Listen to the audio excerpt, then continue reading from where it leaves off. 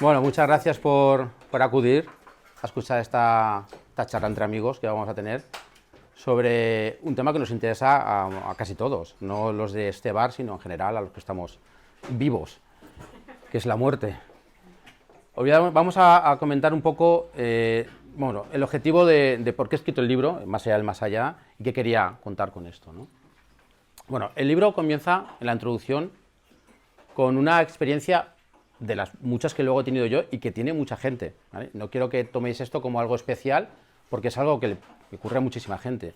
Yo cuando era muy pequeñito empecé a tener lo que llaman experiencias fuera del cuerpo, sueños lúcidos, viaje astral, que es el mismo concepto desde mi punto de vista, desde mis investigaciones. La cosa es que yo los tenía de manera espontánea y uno de ellos ocurrió a los pocos días de fallecer mi abuelo. Yo estaba, pues eso, me fui a la cama, no sé, hace una semana del fallecimiento, y de repente me desperté dentro de otra realidad, que era un poco lo que veis ahí, era un bosque, era un día de mucho viento. Si alguno habéis tenido un sueño lúcido, sabéis que es una experiencia física, no es un sueño. Se llama sueño lúcido, pero no es un sueño. No tiene nada, es una experiencia como la vida de vigilia, física absolutamente, tú tienes cuerpo, un cuerpo físico, todo es físico. Bueno, es una experiencia muy chocante, sobre todo cuando la tienes por primera vez. Bueno, pues yo me encontraba físicamente en un bosque, sabía que estaba en la cama, que venía de la cama, y que ahora estaba en un bosque, pues un día muy ventoso, como digo, y en la lejanía vi una figura que era un señor, no lo apreciaba bien, y me acerqué a ver quién era. Y cuando me acerqué me di cuenta que era mi abuelo. Y tuve un encuentro con mi abuelo. Esto es una reproducción, evidentemente, este soy yo y este es mi abuelo, pero os hacéis una idea, ¿no? Y me lo encontré allí y mi abuelo estaba muy enfadado, estaba tremendamente enfadado. De hecho, soy su nieto y casi me agrede. O sea, estaba muy rabioso, no puedo contar temas familiares, estaba rabioso porque había dejado cosas sin hacer. Vamos a dejarlo ahí. Y entonces, pues, estaba muy, muy cabreado y además, cuando yo le decía, pero abuelo, no puedes hacer nada, así es que estás muerto. Mi abuelo estaba muy enfadado porque decía, ¿cómo que estoy muerto? ¿Cómo leches no estoy muerto? Estaba muy enfadado porque había cosas sin hacer y además porque no sabía que estaba muerto. Bueno, fue imposible hablar con él, esa experiencia terminó.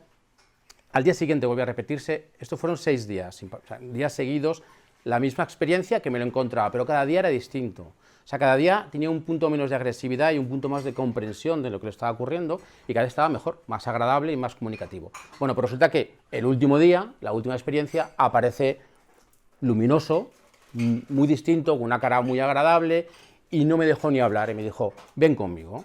Entonces me dio la mano, me llevó a un sitio, todo cambió y aparecimos en una casa, concretamente en un dormitorio, así con un estilo muy antiguo, y recuerdo perfectamente cómo era. O sea, vamos, lo tengo grabadísimo, porque además había un detalle encima de la cama, había unas espigas de trigo o cebada, unas flores, un ramillete.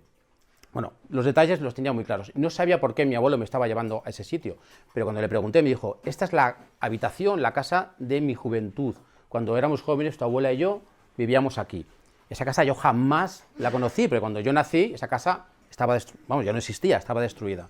¿Vale? O sea que yo jamás la pude conocer, porque ya digo, nací después de que se destruyera la casa. Bueno, pues ahí terminó, recuerdo una luz maravillosa en la habitación y regresé.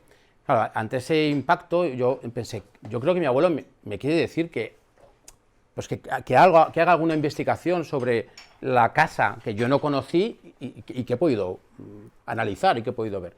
Entonces hablé con mi madre, que sí la conoció. Claro, a mi madre no le dije que había tenido una experiencia extracorporal, porque me echa de casa en aquella época a lo mejor, pero le conté que había tenido un sueño muy bonito, que había visto al abuelo, mi madre se puso a llorar y le describí la habitación y mi madre se quedó pálida, porque le describí muebles, el detalle de los ramilletes de las flores que le dejaba mi abuela, que yo no sabía eso, claro. Todo lo que me contó mi madre cuadraba con toda la experiencia, o al revés, todo lo que le contaba yo cuadraba con lo que mi madre había vivido de pequeña. Es decir, para mí fue una prueba, en aquel momento, os hablo de que yo era un adolescente, era muy jovencito, era una prueba de que yo había tenido, o creí que era una prueba de que yo había tenido un contacto con mi abuelo, porque si no, ¿cómo pude saber, cómo pude transmitir esa información, ¿no? A partir de ahí empezó, pues eso, una investigación o una preocupación, más que investigación, la investigación vino después, una preocupación por el más allá, ¿no? Es cuando empecé a decir, pues puede que sí que haya vida después de la muerte. O sea, hablo con un niño de 12 o 13 años que tenía. Bueno, pues ahí empieza a darle vueltas a todo esto. Como digo, es una cosa que le pasa a mucha gente. ¿Cuánta gente ha soñado? Ya no digo sueños lúcidos, que eso me hace mucho más fuerte, pero sí sueños ordinarios, que también son muy válidos como contacto. Mucha gente tiene contacto con los familiares fallecidos y con amigos en sueños normales, ¿no? Bueno, pues a partir de ahí empecé a plantearme pues todas estas cosas, ¿no? Claro, ¿qué hay después de la vida o qué hay después de la muerte? De momento no tenemos muchos datos científicos, muy pocos, ¿no? ¿Cuáles son las únicas fuentes de información que tenemos actualmente y en el pasado, que es la fuente de información que utilizaron para explorar el más allá?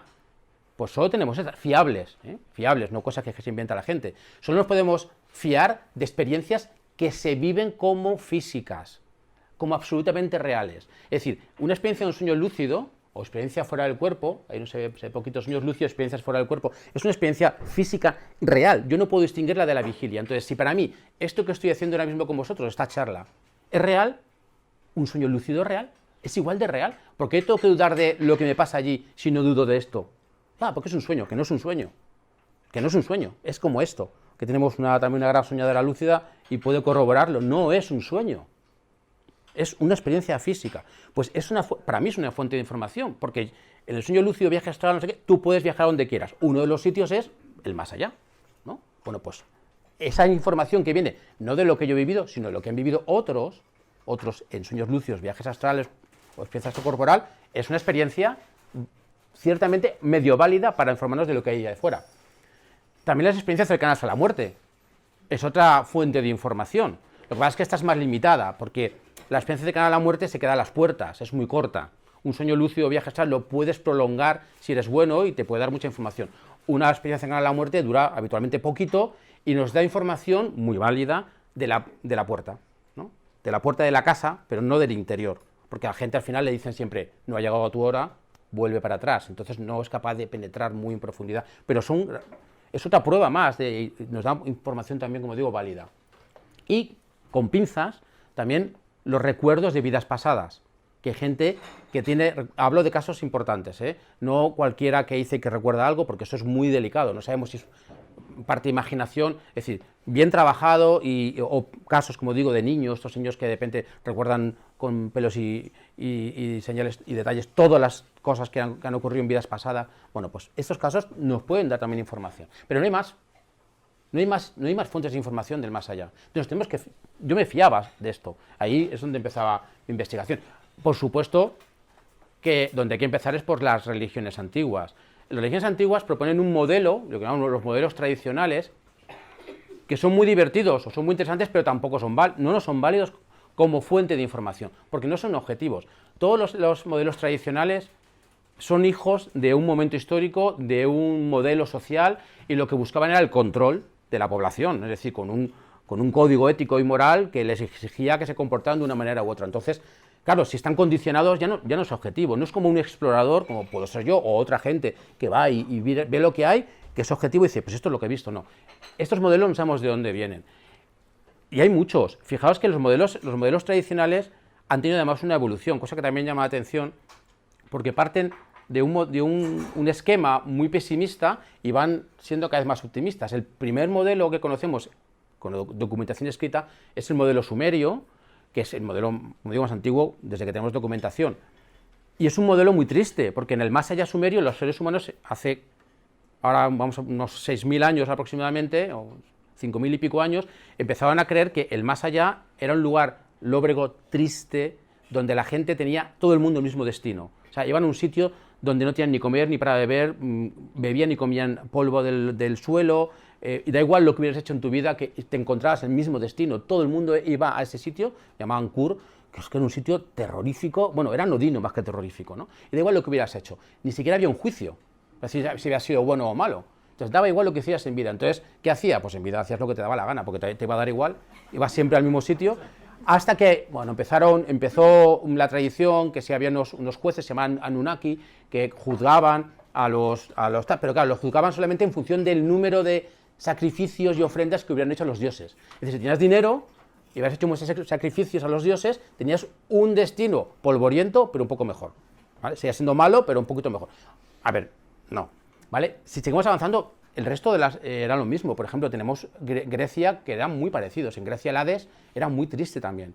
La gente también vagaba sin comer, sin beber. Por eso en la tradición griega se dejaba comida y bebida en las tumbas, que muchas veces se enterraban en las propias casas o muy cerca de las casas, y los familiares les llevaban, echaban a la tierra líquidos, vino, para que bebiera el muerto, porque no tenía otra opción. Y tampoco había un juicio, iba todo el mundo al mismo sitio. Solo los separaban por razas, había 3 jueces y en función de dónde vinieran, pues yo me encargo de los europeos, yo de los africanos, pero no había un código ético. También surgió posteriormente una especie de lugar un poco más paradisíaco que se llamó los Campos Elíseos, que sonará, que era para los héroes, los que han hecho grandes proezas, pero el resto de la población, naranjas de la China. Y bueno, pues muchos más modelos, tenemos el modelo egipcio, que empezó ya el concepto de juicio, ¿vale? Un juicio moral, con la balanza, pesaban el corazón, con el mat, con la rectitud, etcétera, etcétera. El modelo persa, con Zoroastro, muy parecido también, con un puente que atravesaba el fallecido, que si eras buena persona se hacía muy ancho y si eras mala persona se hacía muy estrecho, se convertía en un cuchillo y te caías a la casa de las mentiras y bueno, lo que es un infierno. Bueno, hay muchos modelos, pero van a avanzar, pero bueno, pero por lo menos había un juicio, quiero decir, era un código moral, también de la época, claro, las mujeres no tenían derecho al paraíso, claro, pero por lo menos había un juicio. No, pues ya vamos avanzando, poquito a poco. Bueno, es así, y llegamos a los judíos igual, fijaos qué triste, los judíos pensaban al principio que el Seol era la tumba, punto, ahí se quedaban para siempre. Entonces, ¿qué hacían los judíos? Pedían, lo que hacían era rogar a Dios, a Yahvé, que les diera la mejor vida posible, porque la siguiente vida no era una vida de suspensión, como estar criogenizados en la tumba, ¿no? Aunque luego los fariseos le dieron una vuelta, que había 3 sectas judías, ¿no? Los fariseos le dieron la vuelta y dijeron, bueno, quizás Dios en el último día hará un juicio y entonces a algunos de nosotros nos resucitará en un nuevo cuerpo, ni siquiera había un concepto de alma en el judaísmo. Entonces, un nuevo cuerpo físico en un lugar paradisíaco físico. Los saduceos decían que no había nada y los esenios sí creían un concepto del alma muy influidos por el platonismo, bueno, por todas las ideas griegas. Y Jesús de Nazaret, no sabemos muy bien si estaba entre los fariseos y los esenios, sus ideas me refiero, los datos que tenemos son pocos, ¿no? Voy rápido porque son modelos que no nos valen, porque están casi todos influidos, como digo, por las tradiciones y los códigos morales de la época. Entonces no te puedes fiar de lo que hay en el más allá con modelos que te dicen que las mujeres no tienen derecho a no ser que su marido les dé permiso para no sé qué. Bueno, no puedes fiarte de esto, ¿no? O sea, eso no nos da información, muy poquita. Pero, en todas las épocas han surgido gente valiente, ¿vale? Porque este destino, ¿vale? El destino de las tradiciones tradicionales, al final, ¿qué es? Cumple y cumple. O sea, cumple un código. Esto no cuadra. A mí por lo menos no me cuadraba. O sea, cumplió un código y ya está. Me parece demasiado simple. Y además luego no sabes si el de arriba, el que decide, si hay alguno que decide, luego se echa para atrás. Es que no sé, no me cuadra, ¿vale? Entonces, había gente inteligente o gente atrevida en aquella época, que se decidió a investigar por sí mismo, no se fió. Y eso eran los que llamamos los antiguos exploradores, ¿no? Tenemos muchos casos documentados, tenemos Hermótimo de Clazómenas, Aristeas, Epimenides, gente, muchos del mundo, esos son todos del mundo griego, pero había de otras civilizaciones, como los persas, había mucha gente que tenía la capacidad de viajar fuera del cuerpo, lo que llamamos ahora sueño lúcido, y exploró por sí mismo el más allá, contradiciendo muchas de las cosas que se pensaban en su época del más allá. Y son gente valiente. Bueno, Hermótimo, por ejemplo, es muy interesante porque dicen las crónicas griegas, es historia, no es mitología, es un señor que existió, que se quedaba catatónico en la cama, lo que llamamos ahora cuerpo dormido, vamos, y decía que salía fuera del cuerpo y exploraba el más allá, y tenía capacidad de ir y volver. Y además su final fue muy triste, porque su mujer, que no le quería nada, en un momento que estaba fuera, cogió y le quemó el cuerpo. Y para que no volviera. Como ella sabía sus horarios y decía, ya se ha ido. Este ya se ha ido, vamos a ver que no me llevo bien con él, vamos a poner un poquito de chispa a la relación, y el hombre no volvió, eso lo cuentan, ¿vale? Así que bueno, pero bueno, el hombre fue un señor valiente que consiguió, bueno, investigar y decir cosas distintas, ¿vale? Y luego tenemos el modelo moderno, que tenemos casi todos, o teníamos casi todos. Hay un modelo actual en la sociedad occidental, me refiero, no en la India, en la sociedad occidental, un modelo muy concreto que tenemos todos, que es una mezcla de las religiones tradicionales, del cristianismo, del budismo, de las películas de Hollywood, de los libros de Pepito, de Juanita, y han hecho una coctelera y todos tenemos una imagen del más allá. Os voy a contar, y ahora es que os suena, ¿a qué os suena este esquema? Nos morimos y pasamos por un túnel, ¿verdad? ¿Vale? Es un túnel que es un lugar intermedio en el que a veces nos encontramos con alguien o no, pero tenemos que atravesarlo para pasar de una dimensión a otra. Luego hay un momento de recibimiento en el que te reciben familiares, mascotas, amigos, ¿vale? Esto también lo cuentan, ¿no? Bien. Después suele haber una fase de purificación en la que la persona que ha fallecido, pues la gente que está allí, los que llamamos o que llaman guías, ángeles, bueno, tratan a la persona y la purifican, es decir, le quitan pues todos los traumas de la muerte física, todo lo que no le vale en la otra dimensión, ¿no? Es lo que llaman una fase de purificación. Luego hay una fase de estudio, de aprendizaje, en el que pues ve un poco lo que ha hecho en el pasado, analiza un poco su personalidad, qué ha sido vano, qué ha sido importante, etc. Entonces, bueno, aquí se adquieren nuevos comportamientos, qué cosas tiene que hacer mejor que no ha hecho en el pasado, etc. Incluso leen el libro de la vida, donde describen todos los acontecimientos que ha hecho y que dicen qué cosas ha hecho la persona en contra de sus semejantes, ¿no? Qué males ha hecho para empatizar y para decir, bueno, pues esto me duele a mí también lo que he hecho, ¿no? Y luego eliges unos padres. Eliges unos padres, dependiendo de las circunstancias, pues supuestamente para que aprendas cosas que no has podido aprender en la anterior vida. Y te borran la memoria, que por esto es una putada. Porque no te acuerdas de nada, vuelves aquí y no te acuerdas de que has tenido otra vida, ¿no? Entonces, esto no me digáis que no suena a todos. ¿Y por quién he dicho que esto es así? Quiere decir, es una mezcla de muchas cosas, porque la reencarnación no es un concepto occidental. Viene del otro lado, esto de aquí, esto de un señor que hizo esta investigación, otro no sé qué, y ahí hay una mezcolanza, y a lo mejor, no digo que sí ni que no, no digo que a lo mejor sí es así, pero a lo mejor no, ¿no? ¿Por qué os digo esto? Porque esto al final también nos quita posibilidades, es decir, vale, ¿qué hago yo? ¿Qué tengo que hacer? Ser bueno, ¿no? Ser bueno, ser bueno, ser bueno, ser bueno, ser bueno. Pero, ¿qué es ser bueno? Dependiendo de quién te lo diga, ¿no? Al final, no tenemos nada claro si hay una vía alternativa, algo que podamos hacer aquí, además de ser buenos, o sea, algo que vamos a hacer en preparación. Es decir, cuando una persona decide viajar al extranjero, aquí en el mundo físico, tomamos de vacaciones. Me voy de vacaciones a Suecia. Me preparo el viaje, ¿no? Me miro hoteles, me miro el país, los pueblos, tal. No te digo si quieres irte a recorrer el Amazonas. Ya te puedes buscar un buen guía, no sé qué, unos buenos mapas, te preparas el viaje. Bueno, pues somos los tan cenutrios que los seres humanos, al menos los occidentales, no nos preparamos para el viaje más importante que tenemos, que es la muerte. Entonces, la pregunta que yo me hacía, ¿no hay nada que se pueda hacer aquí? O sea, ¿no puedo prepararme yo el viaje para tener el mejor destino? Claro, yo quiero tener el mejor destino posible. Aparte de ser bueno, porque ser bueno ya está. ¿Y el resto del día qué hago? Es que pierdo el tiempo. Yo quiero preparármelo. Yo que soy así, soy muy ordenado. Pues me preguntaba estas cosas, ¿no? Igual que había en el pasado, el pobre Hermótimo y todos estos que intentaron descubrir que había en el más allá, pero seguían influidos por todos los códigos morales de su época, también ha habido exploradores en esta época, hablo de los últimos años y uno que cuento es de hace 3 siglos, pero relativamente moderno, en el siglo XVIII, gente que ya no estaba influida por los códigos éticos. Esto sí que es una fuente de información bastante fiable. Son gente que tiene la capacidad, o tenía la capacidad regular de salir fuera del cuerpo, investigar, sueños lúcidos, tal, que había en el más allá y dedicó su vida a hahacerlo. Porque no vale con tener una experiencia, de eso no puedes sacar información. Ahora, si te dedicas 20 años o 30 años a viajar, acabas teniendo una información importante.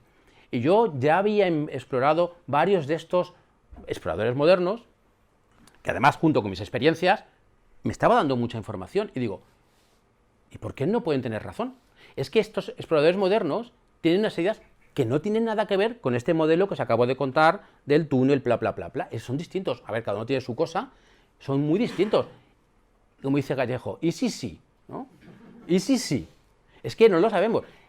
¿Y por qué queremos descubrir estos exploradores modernos?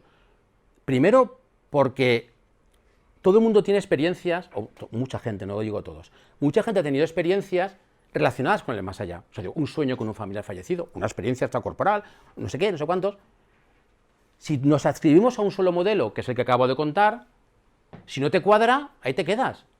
¿No será interesante abrir un poco el abanico y decir, es que hay más modelos? A lo mejor analizando más modelos digo, esta experiencia sí me cuadra con este modelo.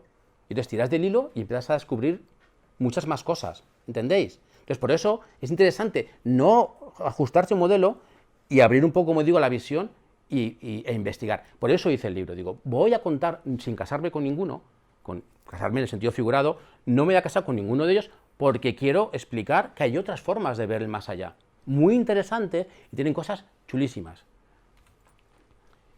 Y abarco estos en el libro, ¿vale? Abarco Emanuel Swedenborg, que es del siglo XVIII, es el que decía antes, Robert Monroe, Peter Novak, Carlos Castaneda, y esto no es un señor, sino son muchos, los monjes budistas del Tíbet, que es muy interesante todo lo que cuenta, ¿vale? Aunque conocéis cosas, pero hay cosas que no conocéis que cuento en el libro, y ahora os explico por qué. Todos esos autores, aparte de tener un modelo completamente distinto, o muy distinto, tienen una cosa muy interesante, diferenciándolo de los modelos tradicionales. Y es que además de contar, de descubrir cosas del más allá, distintas, descubrieron que había, lo que llamo yo, no lo llaman así, puertas de atrás o puertas de emergencia. O sea, como hay otras cosas o otros destinos que podemos alcanzar después de la muerte que no es el convencional que todos creemos que vamos a tener, sino que si haces cosas aquí, puedes obtener un destino distinto y mejor. Todos ellos tienen una fórmula mágica, por decirlo de una manera, no es una fórmula mágica, tienen una escapatoria a la muerte tradicional. La muerte es la muerte, pero no, la tradicional quiere decir la que todo el mundo va a tener o creemos que va a tener. Algo mejor, ¿no? Algo que no nos pensamos, como por ejemplo el budismo. Es que hoy no voy a hablar del budismo, no tenemos tiempo, pero el budismo, que lo hablaba contigo, Marta, antes, el budismo tiene dos destinos, o te reencarnas así casi eternamente, o al final, o algún día alcanzas el nirvana, que es la disolución con el todo, ¿vale? Pero es que hay más. El budismo tibetano tiene dos tradiciones súper curiosas que se llaman la tradición de la tierra pura y la tradición del Pogwa, que no tiene nada que ver, que dicen que puedes hacer cosas aquí para alcanzar un mundo en el que no hay reencarnación, no tienes que reencarnarte, no tienes que ir a ningún sitio más, no te disuelves en el todo, que a lo mejor no es la mejor opción. Disolverse en el todo y perder tu identidad y desaparecer para siempre a lo mejor no es lo mejor. Entonces, no hablo del budismo hoy porque no tenemos tiempo, pero que esa tradición es muy importante y no es la que todo el mundo tenemos en la mente, ¿no? Porque el libro tibetano de los muertos es una cosa, pero hay tradiciones alternativas, ¿vale? Entonces, bueno, esto lo explico ya. Ese es el libro que está aquí. Y hoy, claro, quería elegir uno. Voy a elegir a Peter Novak para explicaroslo, ¿vale? Peter Novak es de los 5 modelos el único que no es explorador. Es decir, todos los demás, los monjes tibetanos llevan mucho, bueno, voy a decir milenios, 2 milenios y pico, o más, porque el budismo tibetano es mucho más antiguo. Uy, eso ha sido por el budismo tibetano. Sí. Ay, se me dio el santo al cielo. Que los budistas llevan milenios haciendo, porque el budismo tibetano viene del chamanismo ancestral de la zona de Afganistán, una mezcla con el budismo, bueno. Son exploradores también. Durante siglos, los budistas, lo dicen el libro tibetano de los muertos, han viajado, tienen una cosa que se llama el yoga de los sueños, que es sueños lúcidos o viajes fuera del cuerpo. Lo han hecho desde hace milenios o siglos y han explorado mucho. Carlos Castaneda, lo mismo. Emanuel Swedenborg era un soñador lúcido de la leche del siglo XVIII. Y Robert Monroe es el padre de la experiencia fuera del cuerpo del siglo XX, el primer pionero así serio. Pero él no. Peter Novak es el único que no era explorador, pero fue un investigador. O sea, él investigó, fue como un ratón de biblioteca. Entonces, es muy interesante, por eso quiero contar porque es distinto. Lo que le pasó es que se muere su mujer y entra en una depresión. Entonces se empieza a preguntar, ¿no? si habría alguna manera, o sea, si la consciencia o algo del ser humano trasciende la muerte, y si habría una manera de contactar con su mujer o por lo menos quedarse tranquilo con que su mujer seguía viva en algún sitio, ¿no? Y se pone a investigar. Y se pone a investigar todas las tradiciones todas las tradiciones del mundo. Hace un análisis muy concienzudo de todas las religiones, de los modelos tradicionales, y se da cuenta de que detrás de esa caspa de los modelos tradicionales hay una cosa muy interesante que él descubre. Y desarrolla lo que llama la teoría de la división de la consciencia, y la emite en 3 libros. En el año 1997 escribe el primero, y lo escribe los otros 2, y desarrolla una teoría que dice lo siguiente. Él se da cuenta, cuidado, a ver si... Él se da cuenta que en el modelo tradicional, que ahora mismo manejamos, creemos que el hombre se compone de 2 componentes, ¿no? Para la redundancia, cuerpo y, vamos a llamarlo, alma, ¿vale? ¿Qué ocurre en la muerte? O sea, ¿qué es la muerte? Es la separación del cuerpo y del alma, así se define la muerte. Y eso es como... Pero él se puso a investigar y se dio cuenta que todas las tradiciones, todas, habían descubierto, lo que pasa es que luego con la evolución habían degenerado en otras cosas, pero en el origen de cada tradición estaba la idea de que el ser humano tenía 3 componentes, ¿vale? Cuerpo, alma y espíritu. Entonces él desarrolla esa teoría y empieza a explicar, empieza a descubrir, analizando lo que contan las tradiciones antiguas sobre estos 3 componentes. Y es que es una cosa muy interesante que no tiene nada que ver con lo que vais a ver, ¿vale? Entonces, para él, la muerte es la división. Él descubre que el cuerpo se deshace, claro, como siempre, se deteriora y se pudre y desaparece. Pero la muerte no es la separación de algo del cuerpo, no. La muerte es la separación de alma y espíritu. O sea, en el ser humano tenemos cuerpo, alma y espíritu. En la vida física, ahora mismo tenemos los 3 unidos, y especialmente alma y espíritu forman un equipo, y están unidos. Cuando morimos, se produce la división de la consciencia, que llama Peter Novak.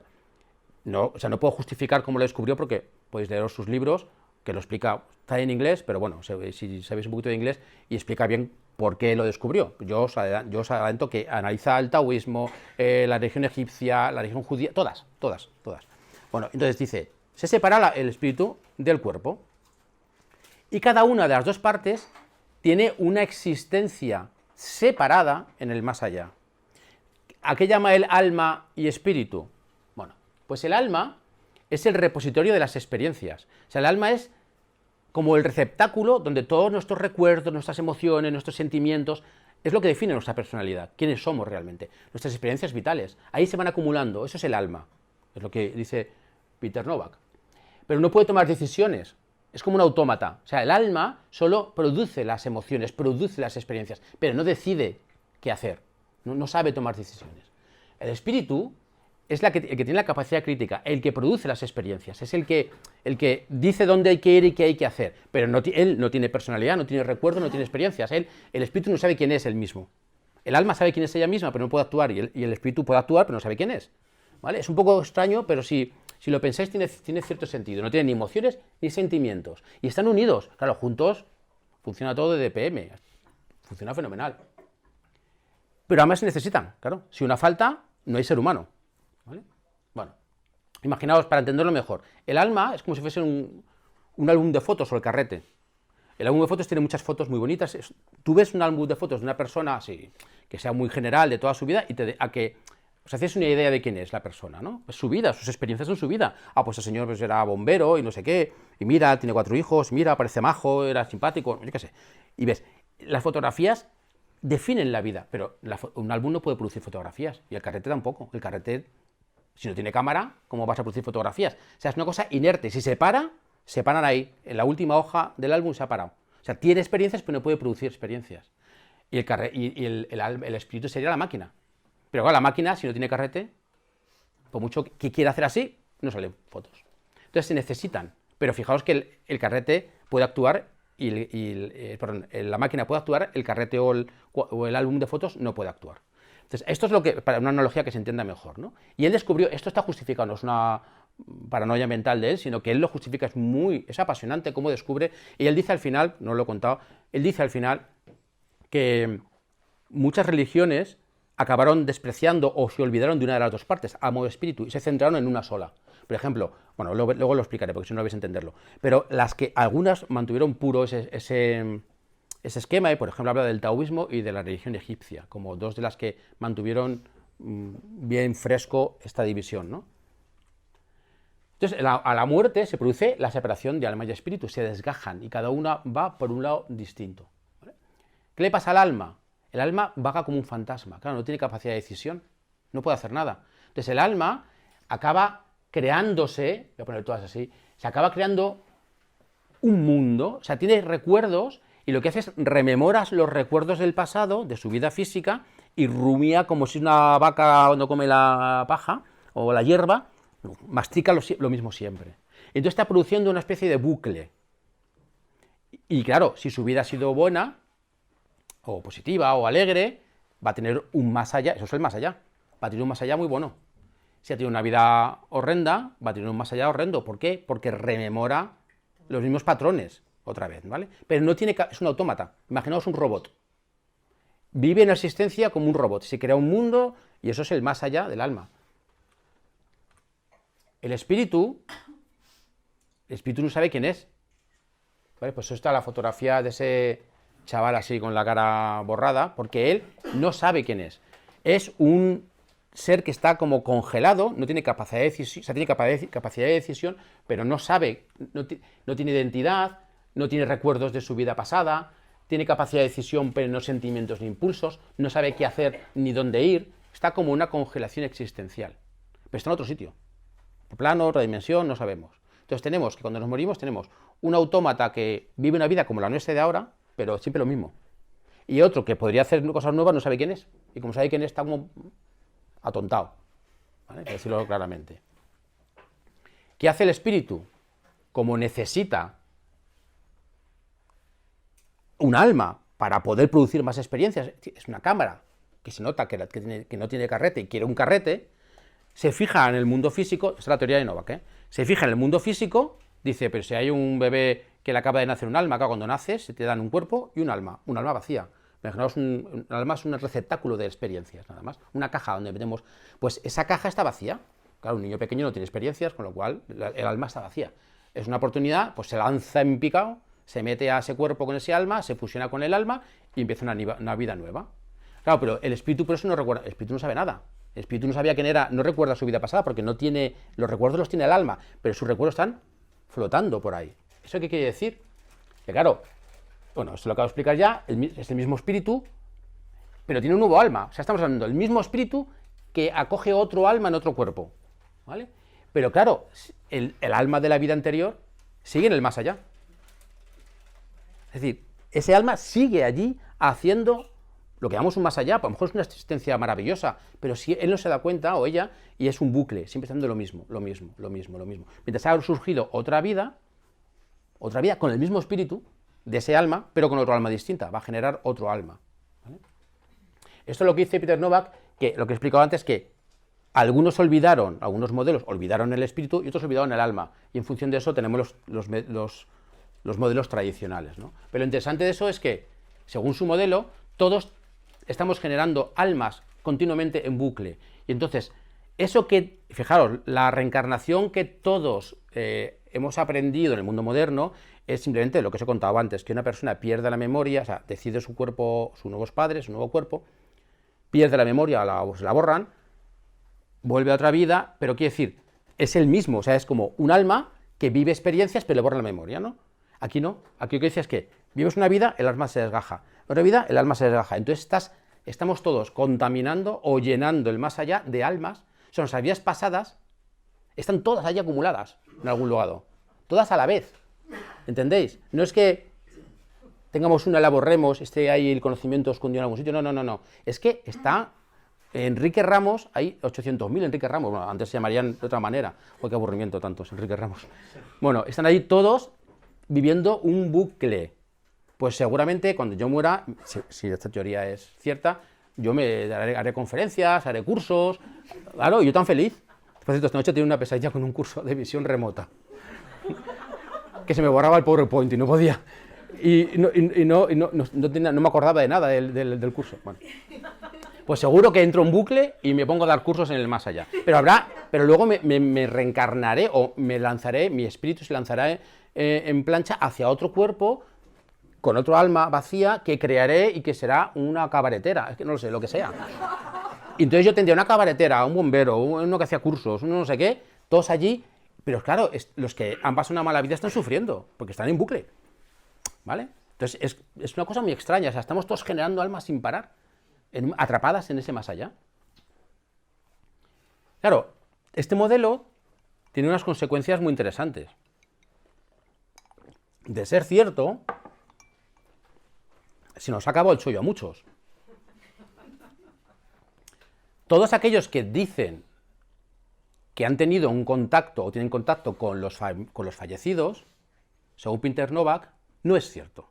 Por ejemplo, los mediums, gente que tiene capacidad de conectar con familiares de otros o lo que sea, de sus clientes o de su familia, los mediums dice que contactan y bueno, y hablan con ellos y traen información. O los viajeros fuera del cuerpo, o soñadores lúcidos, como es mi caso, por ejemplo, o los que contactan con la Ouija, o incluso los que tienen experiencias cercanas a la muerte, que tienen también encuentros con familiares, estas cosas. Según Peter Novak, son encuentros falsos, porque el encuentro no es posible. Joder, después de tantos años, ahora me dice esto. Claro, tened en cuenta que según Peter Novak, lo que está en el más allá, el espíritu está congelado, es inaccesible, pero lo que está accesible es el alma. El alma es un bucle. O sea, cuando yo contacto con alguien en un viaje fuera del cuerpo, o un medium contacta con alguien con su capacidad mediúmnica, o una persona hace una ouija, o un espiritista hace lo que sea, no es la persona. Es decir, mi abuelo.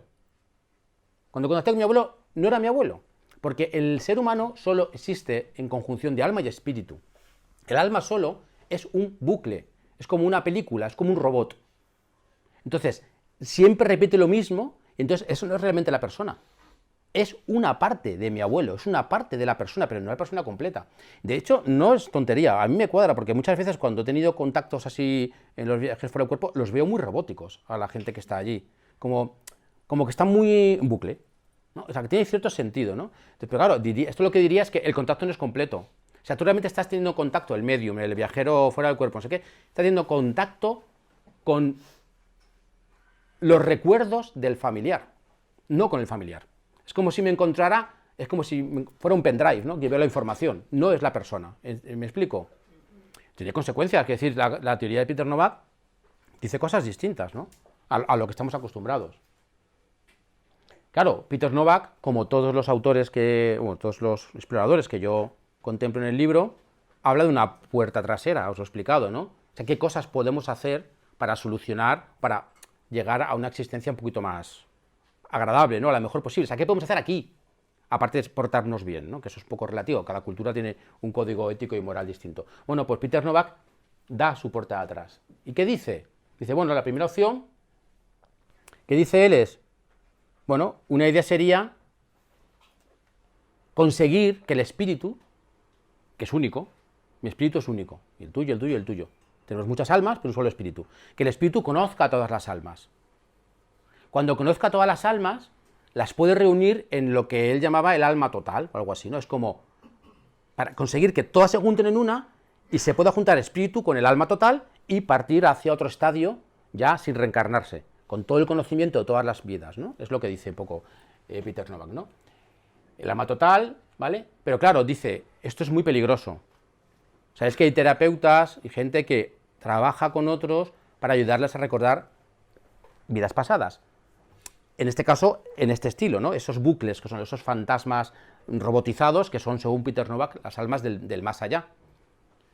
Dice, estos terapeutas, esa gente, cuidado, cuidado, cuidado, porque dice que si no se hace bien, si no se hace una por una, y se espera mucho tiempo, porque además él era psicólogo y terapeuta, si no se espera mucho tiempo entre el conocimiento recuperado de un alma y la otra, el cerebro entra colapsa.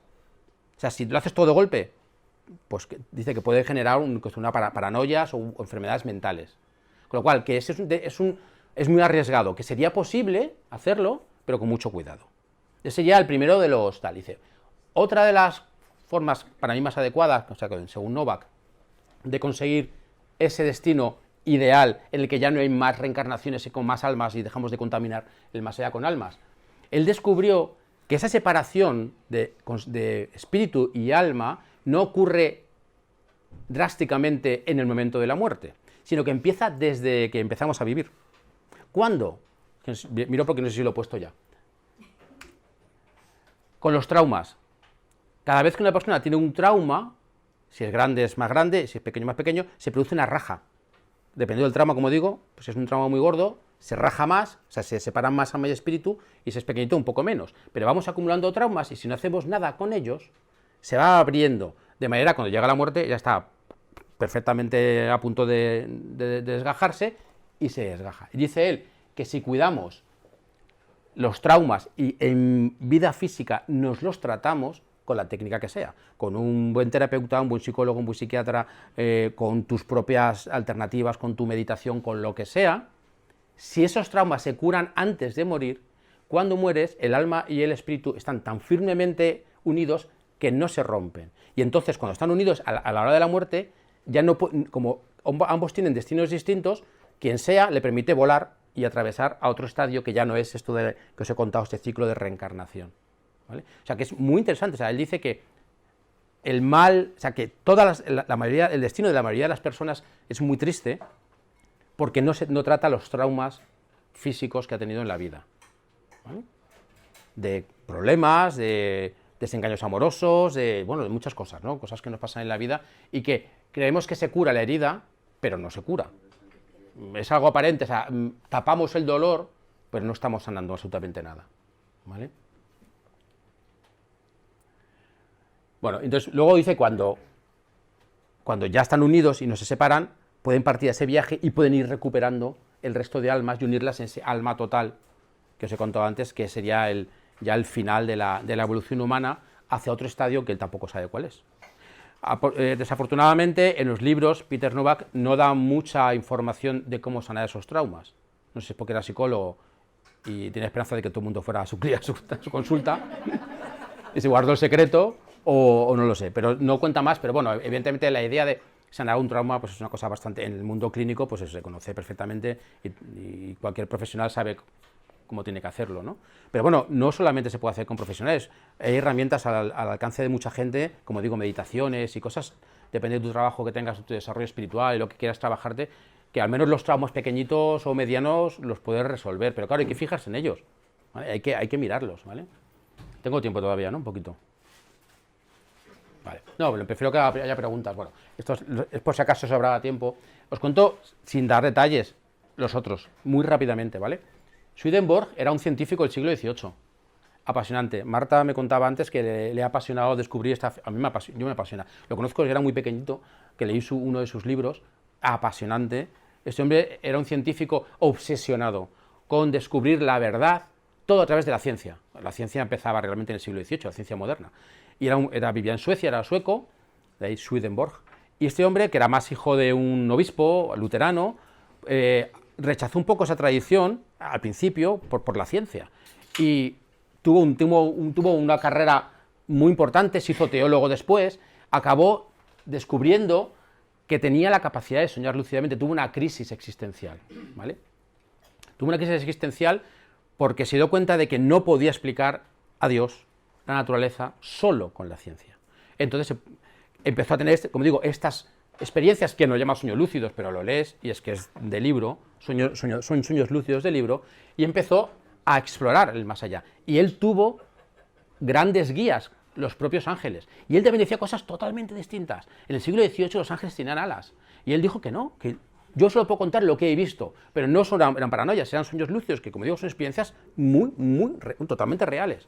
No tenían alas, por ejemplo, entonces contradecía. Bueno, por ejemplo, allí le enseñaron que la Trinidad no existía. Bueno, eso es, claro, en aquella época la Trinidad, que solo había un Dios, que no había una Trinidad, ¿no? O sea, él que decir que él, si se hubiera inventado cosas, no se hubiera arriesgado a contradecir a la jerarquía eclesiástica, o sea, hubiera hecho cosas que sonaran bien y tal. No, dijo cosas muy interesantes, ¿vale? No lo podemos contar. Y él habla siempre de la máscara social, que también hablábamos antes. Él habla de que aquí lo que tenemos una máscara social, ¿no? Y podemos engañar a los demás.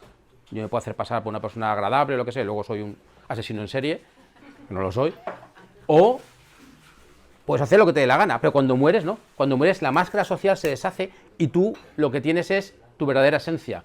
Y esta esencia también la produces en vida. Entonces él se dio cuenta de que al viajar, fuera del cuerpo, vio que había realmente tres mundos visitables, ¿no? Lo llama el mundo de los espíritus, el infierno y el cielo, ¿no? Pero estos tres mundos no tienen nada que ver o muy poco que ver con lo que nosotros pensamos del cielo y del infierno. Y el mundo de los espíritus es como el mundo intermedio al que van los espíritus, los conciencias, para decidir dónde quieren ir. ¿Hola? No hay juicio, era cristiano. ¿Y el juicio? ¿Y Dios? Y dice, no, a mí me han dicho, es que no dice, yo creo que, no, a mí me han dicho los ángeles y todo el mundo en el cielo, y lo he visto yo, que aquí Dios no elige nada, que aquí es cada uno. ¿Qué esencia te has construido en vida? ¿Has sido una persona malvada, asesino en serie y tal? Pues cuando llegas al cielo, o al mundo de los espíritus, vas a estar deseando ir a un sitio donde se mate gente. Porque te gusta, te mola. Entonces, ahí elige, la gente, es un periodo para que la gente elija. Entonces, el que ha hecho las cosas aquí muy mal, elige. O sea, quiere decir que es una cosa de elección, no es un castigo. Dios no interviene. Esto era revolucionario. En aquella época nadie decía eso. En aquella época la Iglesia hacía todo lo contrario. O sea, que era pum pum y pum pum, ¿no? Eso hago un resumen para que veáis que dice unas cosas muy interesantes Swedenborg. Y también cuenta su puerta de atrás. Nos cuenta qué se debe hacer aquí para cuando llegues allí, tu cuerpo serrano no te diga que me gusta el infierno, ¿vale? Que te diga me gusta el cielo. Y te explica cómo. Muy interesante. Robert Monroe, pionero de la experiencia fuera del cuerpo, ¿vale? Soñador lúcido, experto en expansión de la consciencia y fundador del Instituto Monroe, que sigue activo y al que yo pertenezco, por cierto. Era un enorme explorador de otras realidades, o sea, hizo los primeros libros modernos en los que él investigaba qué cosas estaban ocurriendo, le ocurrían a las personas que tenían esta experiencia, y dio mucha esperanza a mucha gente en los años 60, 70 que no sabía lo que le estaba pasando, entre ellos yo. Me ayudó muchísimo. Y él habla de otro modelo. Él exploró el más allá en los años 70, 80 y 90 y descubrió un modelo distinto. Y él descubrió, al principio estaba convencido de la reencarnación. No tenemos tiempo, pero tienes que explorar, si queréis leer el libro, cómo él enfocaba la reencarnación, lo que él descubrió, lo que le dijeron allí, lo que él vio. No tenemos vidas pasadas, sino que tenemos como familias de almas o algo así, ¿no? Es decir, yo no recuerdo, pero yo podría recordar vidas pasadas porque estoy unido a una familia de, no lo sé, 200 almas, que no soy yo, pero nos han hecho de la misma sustancia, por decirlo de una manera, y entonces son vidas independientes, pero como somos de la misma familia, me llega la información de ella, de otras vidas, pero no las he vivido yo. Eso también es un concepto distinto al que tenemos aquí, que es siempre en la misma persona, se reencarna. Bueno, pues él da una explicación y también te dice cómo puedes hacer aquí en vida para reunir a esa familia de almas y conseguir un estadio que no es humano y que no tiene nada que ver con el destino final que nos han prometido, ¿no? Otro modelo distinto. O el budismo tibetano, que ya os he contado, que no es el budismo en general. El budismo tibetano es un budismo que proviene, como tiene mucho componente chamánico, es una mezcla del chamanismo Bon y del propio budismo que vino de la India. Entonces, tiene una querencia por la muerte mucho más que otros budismos del planeta. El budismo tibetano está mucho más preocupado. Eso escribió el famoso libro tibetano de los muertos, ¿no? Y esto no es un explorador, sino que son muchos exploradores que han definido o que han encontrado a lo largo de los siglos qué hay, y definen un viaje, lo que llaman los bardos. Los bardos es una palabra sánscrita que significa lugar entre lugares, ¿no? Es lugar intermedio, ¿no? Ellos definen varios bardos, los de la vida, los de la muerte. Por ejemplo, la meditación, ellos es un bardo, es un lugar entre la consciencia de vigilia y otra consciencia. Bueno, y definen muy bien, y es muy interesante, cuando uno es soñador lúcido y lee el libro de los muertos, dice, ostras, hay cosas. O sea, se nota que ellos eran soñadores lúcidos, porque de hecho es que una de sus disciplinas es el yoga de los sueños, ¿vale? Ahí descubrieron que la clave para alcanzar un destino oportuno o ideal es morir lúcidamente, una de ellas. Morir lúcidamente significa morir con lucidez. Cuando tú mueres, según los tibetanos, caes en un sopor, es como un sueño. Cuando tú duermes, y caéis dormidos, ¿qué ocurre? Soñáis, no tienes control de lo que os pasa, y luego os despertáis en el mundo físico. La muerte es lo mismo, es como que te duermes, en el trayecto, que son los bardos, no tienes control, si no sabes hacer nada no tienes control, es como una pesadilla, y luego te despiertas, y te despiertas en otro cuerpo, que es la reencarnación budista, ¿vale? O sea, la equivalencia es la misma, el sueño y la muerte, ¿vale? Pero dicen ellos, claro, hay personas que pueden irse a dormir sin perder la lucidez. Son los sueños lúcidos, ¿vale? Los que trabajan y los que se han entrenado para, al dormir, no perder la mente. Y ellos desde hace siglos lo entrenan y, como digo, le llaman el yoga de los sueños. Hay varios yogas. ¿vale? Uno es el yoga que conocemos en Occidente, que está desvirtuado, pero hay el yoga de la luz clara, el yoga, bueno, hay muchos yogas, el yoga para practicar en día, de recordarse continuamente de que uno está, no está dormido, que está despierto, etc. Uno de ellos es el yoga de los sueños, que es sueños lúcidos. Pero es que en el budismo los sueños lúcidos, a diferencia de Occidente, solo se trabajan por temas espirituales. En Occidente hay personas que lo utilizan de manera recreativa, pues igual que las plantas sagradas, ¿no? Las drogas, vamos a llamarlas, hay gente que las utiliza para irse a la discoteca y ponerse hasta arriba, y otros que las utilizan como maestros, ¿no? Como maestras, ¿no? Las plantas sagradas son sustancias químicas al final, ¿no? Pues los sueños lúcidos lo mismo. Hay gente que lo utiliza para su desarrollo y hay gente que lo utiliza para divertirse, para hacer sexo y esas cosas, ¿no? Que es un poco absurdo. Pero bueno, ellos lo utilizan desde hace centurias solo para el desarrollo espiritual. Pues ellos también han descubierto una puerta trasera, una puerta de emergencia. La hablaba con Marta antes, súper interesante. El destino típico de reencarnación, hasta que un día ya acumule mucho karma positivo y ya me pueda disolver en el nirvana, dicen unas ramas del budismo, es que esta a lo mejor no es la mejor opción. Dice, mucha gente del budismo dice, es que a lo mejor el nirvana no me interesa. Es que a lo mejor disolverme en la nada y que desaparezca Enrique Ramos, a lo mejor no quiero. Yo estoy muy de acuerdo, ¿eh? Yo quiero ser Enrique Ramos con todo el conocimiento. Si tengo de vidas pasadas, pero quiero ser yo. No quiero desaparecer en el todo. Entonces, eso que hemos tomado como lo ideal, dicen algunos budistas, algunas ramas. Entonces, hay dos tradiciones, la tierra pura y el pogwa, que son fascinantes, que te dicen, ojo, si sabes trabajar los sueños lúcidos y determinadas meditaciones en vida, puedes alcanzar la tierra pura o el pogwa, que no es nada que ver con la reencarnación ni con el nirvana. Es un mundo ideal donde vivimos eternamente y donde no hay que reencarnarse. Oye, pues es pelotero, donde hay que firmar, ¿no? Bueno, pues es apasionante y es otra cosa también muy desconocida. Y por último, ya terminamos, Carlos Castaneda es otro modelo muy controvertido. Gente que lo odia porque piensa que el contenido de sus libros es bazofia, se le juzga mucho por la vida que tuvo después de publicar los libros, ¿vale?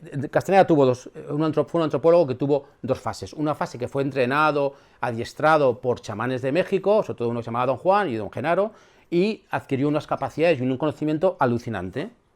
Y después se fue, cuando desapareció Don Juan, que dice él que no murió, sino que trascendió a otro estadio, él siguió por su cuenta. Y parece ser, bueno, por lo que dicen las crónicas, y gente que le conoció, se le fue un poco la cabeza y tal. Unos dicen que esto está hecho a posta, si sigue sus enseñanzas, parece que pudo intentar engañar al gran público, y otros dicen que no, que es que se le fue realmente la olla. Hay muchos testimonios de que se le fue un poco la cabeza. Pero es que hay que distinguir la persona del mensaje.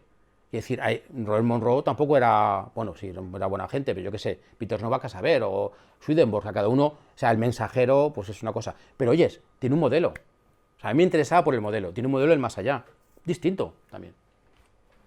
Antropólogo, tal bestseller, tiene muchos libros escritos.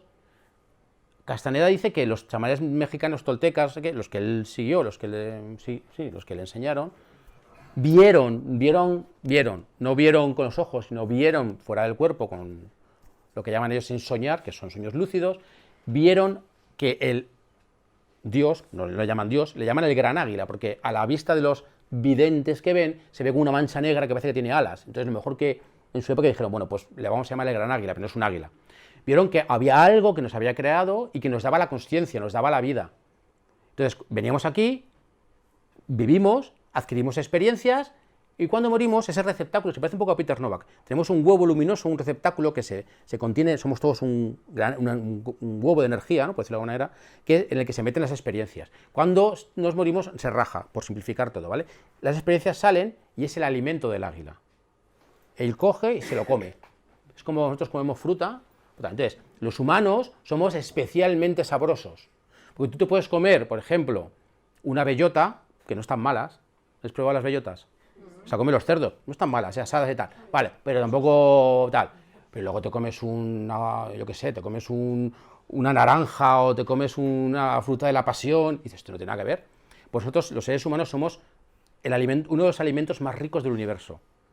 Por eso el águila nos ha hecho súper energéticos. Tenemos mucha energía, pero una vida muy corta. Y poca consciencia. Pero somos muy apreciados porque tenemos mucha energía. y mucho sabor, como decían. Bueno, pues el gran águila nos come y se ha acabado. Se ha acabado. Según los chamanes mexicanos, no hay reencarnación, no hay más allá. Somos el alimento del águila. Lo único que dice que cuando morimos ese cascarón, ¿vale? Que se rompe, es como que el águila es como abre la nuez y se come lo de dentro, ¿vale? Y lo otro, ¿qué hace? ¿Lo desecha? No. Vuelve a coger el cascarón, lo reutiliza, es muy listo, hace reciclaje, y crea otro huevo para otro. Con lo cual, a lo mejor el huevo cuando yo me muera será de otra persona y esa persona a lo mejor recuerda mi vida. Porque su huevo energético está hecho del mío reciclado. ¿Me entendéis? Por eso las reencarnaciones no existen según los chamanes mexicanos. Son recuerdos, restos de ese otro huevo que ha reciclado el águila. Fijaos que es otro concepto, ¿veis? Otro modelo, porque no puede ser así. Es muy interesante. Entonces dice Castaneda, sí, claro, bueno, pero hay posibilidad, bueno, sí, hay un momento, dice, realmente cuando eso que sale de las emociones, esto que sale, los recuerdos, durante un tiempo están en un sitio, pero poco a poco se va diluyendo y el águila se lo come. Entonces hay un pequeño intermedio en el que sentimos un breve más allá, ¿vale? Que me entendáis, en el que tenemos una existencia también como la de Peter Novak, así como en bucle, ¿no? Bueno, la cosa es que desaparecemos y no hay nada más. Pues Carlos Castaneda también da instrucciones detalladas. Bueno, él lo cuenta de los chamanes mexicanos que le dicen cómo engañar al águila. Bueno, realmente no le engañamos. Dice que el águila ofrece una oportunidad a todos los seres humanos para que engañemos a la muerte. Y los chamanes mexicanos han descubierto cómo hacerlo, con varias técnicas. La recapitulación y sobre todo el sueño, los sueños lúcidos. Volvemos siempre a lo mismo que dicen los tibetanos. Bueno, pues como veis, todas estas tradiciones o modelos son distintos. A mí me petaron la cabeza en su día, cuando cada uno en su época, ¿no? Y me petaron la cabeza porque dije, es que no es lo que me han contado en la película Ghost.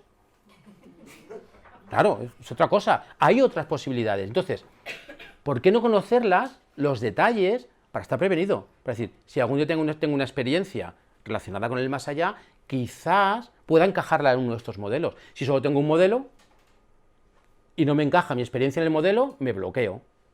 Si tengo varios modelos, hostia, pues puedo empezar a encajar cositas y ese modelo me puede dar más información de lo que me está pasando. Ese es el objetivo del libro. Simplemente exponer otros modelos del más allá, con lo que yo llamo ir más allá del más allá tradicional. Así que os animo, si os apetece, a que exploréis para estar prevenidos, porque no sabemos lo que nos va a llegar. ¿Vale? Gracias. Claro, es que justamente Carlos Castaneda, bueno, la tradición que él sigue, cuenta eso, dicen los chamanes toltecas, o lo que llaman ellos toltecas, que la muerte no es nuestra enemiga, sino nuestra amiga, que la vida dice que es el ruedo que nos ofrece el gran águila para que no luchemos, que bailemos con la muerte, o sea, que la acompañemos, ¿no? Que es quien nos reta, es como decir, tienes una vida para hacer algo. O sea, la muerte te dice, soy tu amiga, realmente, ya ha ganado. Ya ha ganado, es que ya ha ganado. O sea, la muerte ya ha ganado. O sea, es que lo tenemos que pensar, ya nos ha ganado. Es decir, pero la muerte depende de cómo la veas, si la ves como el final, no, pero si la ves como estos modelos, dos dicen, oye, hay una posibilidad. Si haces cosas aquí, depende de qué modelo te dice que hagas unas cosas, puedes obtener un destino distinto. O sea, la muerte es la puerta, ¿vale? Es quien nos reta, como dice Carlos Castaneda, la muerte nos reta para decir, venga, chico, haz algo, ¿vale? Porque yo te estoy esperando. Pero ¿cómo tomamos la muerte en el mundo occidental?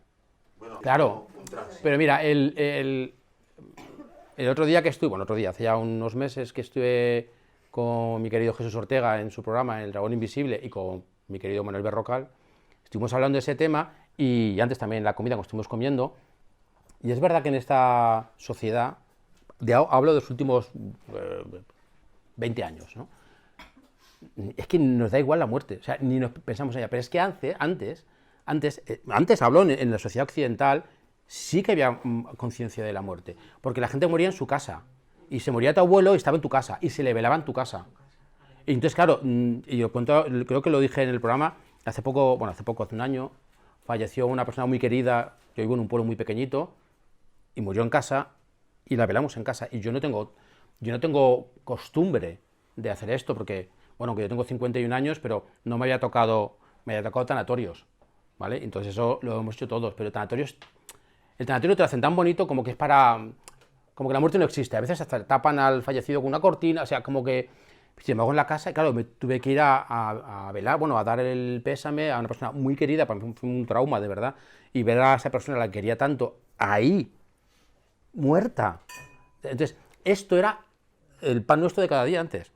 Entonces, claro, esto nos ayudaba a entender que la muerte está ahí. Nos ayudaba a prepararnos, no a lo mejor de una manera tan compleja como cuento en el libro o los modelos, pero de alguna manera nos ayudaba a tal, pero es que eso ya lo hemos perdido. Esa pregunta es la que me hacen siempre cuando me hacen una entrevista o bueno, un curso o lo que sea, siempre me preguntan lo mismo, ¿con qué me caso?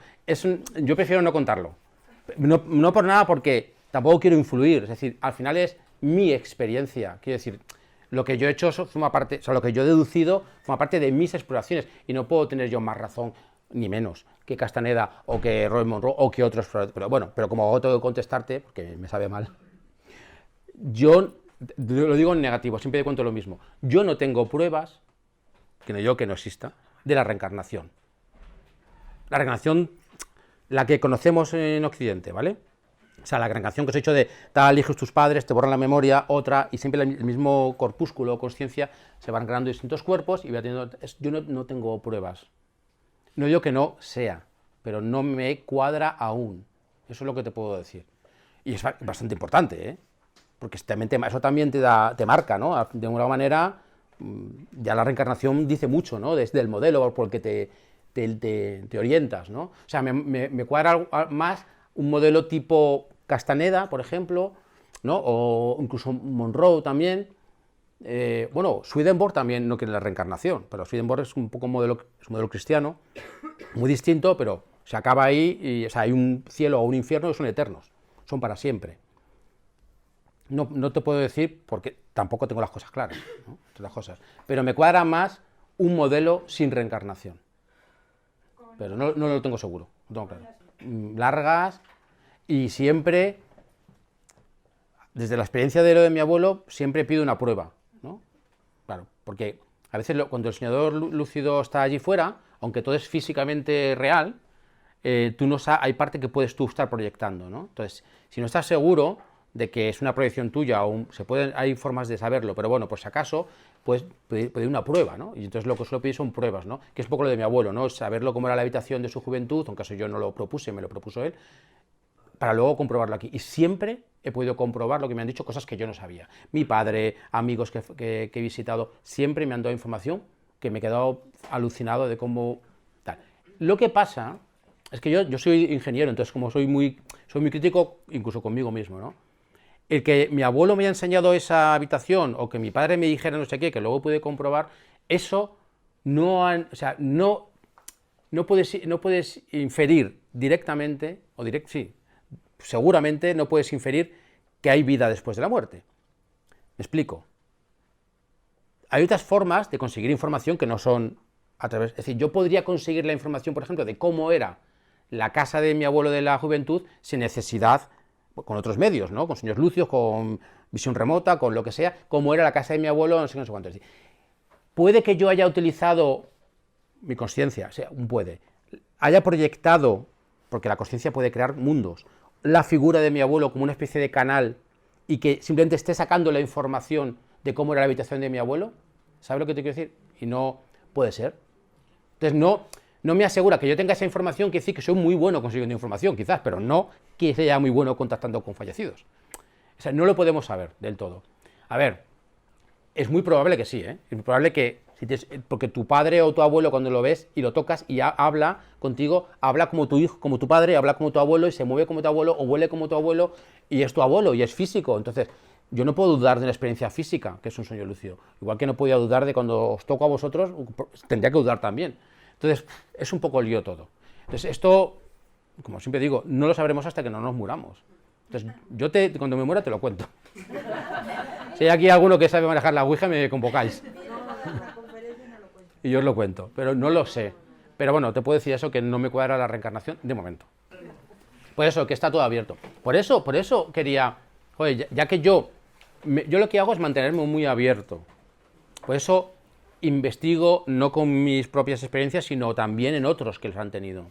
Y digo, veo si me cuadra o no me cuadra, pero es importante tener la mente abierta y tener otras alternativas. Y la mayoría de la gente tiene una idea muy fija. Bueno, o no piensa en el más allá, jamás. Ya está, y pasa de ello, o... Pero eso son cosas, pero eso son cosas muy personales, quiero decir. Él, por lo que yo sé... Me refiero a tu opinión personal, es decir... No, es que yo distingo... es que yo distingo Castaneda, su vida después de Don Juan, porque según Manuel y más gente, Don Juan no existió, ¿vale? Que fue un invento de Castaneda. Yo distingo entre el contenido, ¿vale? De las enseñanzas primeras de Castaneda, de su vida, ¿vale? Entonces yo hablo de las enseñanzas que él dice que me da igual que fuera verdad, que la recogiera no sé qué, o la recogiera él mismo. Lo que está claro es que Carlos Castaneda era un soñador lúcido. Eso no me lo puede negar nadie, porque yo soy soñador lúcido y lees sus libros, y tú cuando eres soñador lúcido y lees los relatos de un soñador lúcido, sabes perfectamente. Ahora, si no eres soñador lúcido, lo siento, no vas a reconocer a un soñador lúcido, pero él era un soñador lúcido, ¿vale? Entonces, me da igual que él eso lo consiguiera de Don Juan, el chamán mexicano, o que lo cogiera de sus sueños lúcidos. Desde luego, eso es... O sea, muchas cosas de las que dice de los sueños lúcidos son ciertas. Entonces, él pudo producir un modelo. Si no es incompatible que fuera un sinvergüenza, o no, que a lo mejor no lo fue, que no fuera un sinvergüenza y que tuviera un modelo de más allá. ¿Sabes lo que te quiero decir? Robert Monroe a lo mejor tuvo sus cositas, no lo conocemos. No, sí, pero es que soy sincero.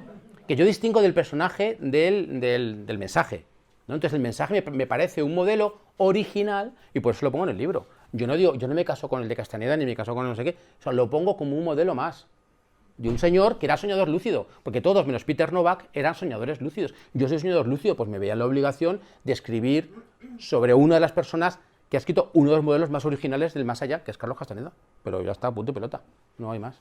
Es que esa pregunta es... Marta se ríe. Es una pregunta... A ver, claro, es decir, yo te estoy diciendo que tú tienes una vida física, esta, ¿vale? Y te digo que, estando aquí, puedes alternativamente vivir físicamente en otros sitios y descubrir que hay otros mundos que también se sienten perceptualmente como físicos. Ya está, con eso no te...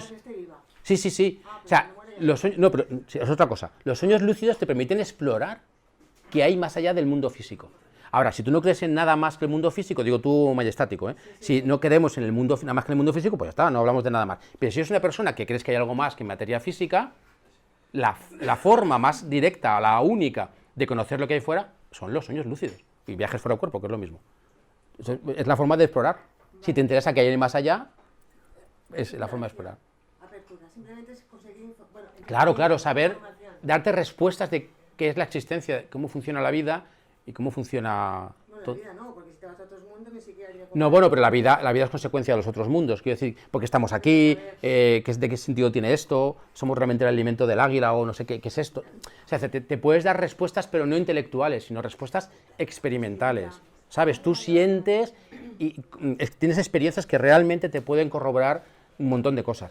No a nivel intelectual, sino a nivel emocional. Vale, ¿cómo un soñador lúcido puede contactar? Bueno, primero hay que hacer un sueño lúcido, claro. Cuando uno lo hace, es que ir al más allá es como ir a cualquier otro sitio. Es decir, hay técnicas para viajar en los sueños lúcidos, realmente es transportarse de un lugar a otro instantáneamente, no es que vas volando. Entonces, tú, una vez que sabes hacer esas técnicas, puedes elegir el destino que quieras. Puedes ir a... Eso es invocar. Claro. Si tú quieres, exactamente. Realmente es darte la orden y hacer una técnica o unas técnicas que te permiten desplazarte de una realidad a otra. Ya está. Que puede ser, como digo, irte a una playa o irte al más allá. O sea, que no, el destino es lo de menos. Haces un trabajo antes de dormir visualizando dónde quieres... No. Tú haces un trabajo para hacer un sueño lúcido. Vas a la cama y hay unas técnicas, consigues el sueño lúcido y dentro del sueño lúcido haces técnicas para viajar, para desplazarte. Porque tú puedes aparecer en un sueño lúcido, puedes aparecer en un bosque. Yo quiero ir a ver a mi abuelo, pues desde el bosque doy la orden de ir a ver a mi abuelo, en el más allá.